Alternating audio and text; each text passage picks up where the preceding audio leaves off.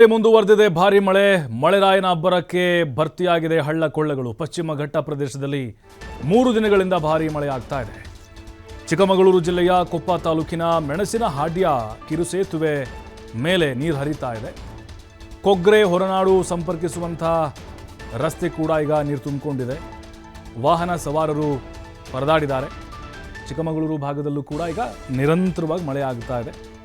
ಮೆಣಸಿನಹಾಡ್ಯ ಕಿರುಸೇತುವೆ ಮೇಲೆ ನೀರು ಹರಿತಾ ಇದೆ ಮತ್ತು ಸಹಜವಾಗಿ ಅಲ್ಲಿ ಸಂಪರ್ಕ ಸಾಧಿಸುತ್ತಿದ್ದು ಕೊಗ್ರೆ ಹೊರನಾಡಿಗೆ.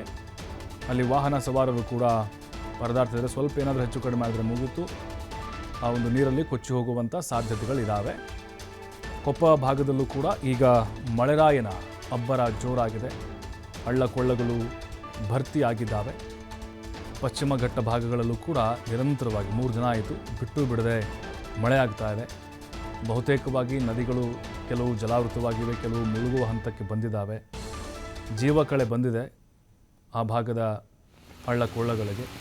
ಅದರಲ್ಲೇ ವಾಹನ ಸವಾರರು ಹರಸಾಹಸ ಪಟ್ಟು ಹೋಗಬೇಕಾದಂಥ ಪರಿಸ್ಥಿತಿ ನಿರ್ಮಾಣ ಆಯಿತು. ಕೈಯಲ್ಲಿ ಜೀವ ಹಿಡ್ಕೊಂಡು ಕೆಲವೊಬ್ಬರು ಹೋಗ್ತಾ ಇದ್ದರು ಮತ್ತು ನಿರಂತರವಾಗಿ ನೀರು ಹರಿತಾ ಇರೋದ್ರಿಂದಾಗಿ ಕೆಲವು ಅನಾಹುತಗಳು ಸಂಭವಿಸುವ ಸಾಧ್ಯತೆಗಳಿದ್ದಾವೆ.